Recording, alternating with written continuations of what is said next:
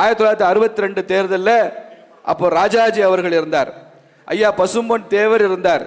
இவங்க 2 பேரும் கூட்டணி வச்சுக்கிட்டாங்க. ராஜாஜியும் தேவர் அவர்களும் கூட்டணி வைத்துக் கொண்டாங்க. அப்ப ராஜாஜி சொன்னார், எடுத்துடலாம், ஆட்சியிலிருந்து அகற்றிடலாம், நம்ம கூட்டணி சுதந்திரா கட்சி ஃபார்வர்ட் பிளாக் மாதிரி திமுகவையும் கூட சேர்த்துக்கணும்னு சொன்னார். அப்ப அதுக்கு பசும்பொன் தேவர் அவர்கள் பதில் சொன்னாரு, திமுகவை கூட்டணியில் வைத்துக் கொண்டால், திமுகவையும் ஆட்சியில் வைத்துக் கொண்டால் அது நமது கூட்டணிக்கு நன்றாக இருக்கலாம் ஐயா, ஆனால் திமுக ஆட்சிக்கு வருவது தமிழ்நாட்டிற்கு நல்லதல்ல என்பதை பசும்பொன் தேவர் அவர்கள் சொல்லி, அப்படி ஒரு கூட்டணி கூடவே கூடாதுன்னு சொன்னார்.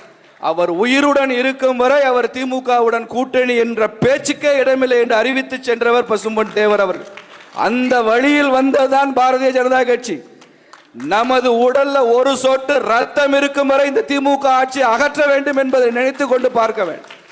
என் உடலில் உயிருள்ள வரை பாரதிய ஜனதா கட்சியை என் பகுதியில் ஒரு அங்குலமாவது உயர்த்தி விட்டுத்தான் நான் போவேன் என்று சூளுரைக்கிறவன் தான் தாமரை தொண்டன்.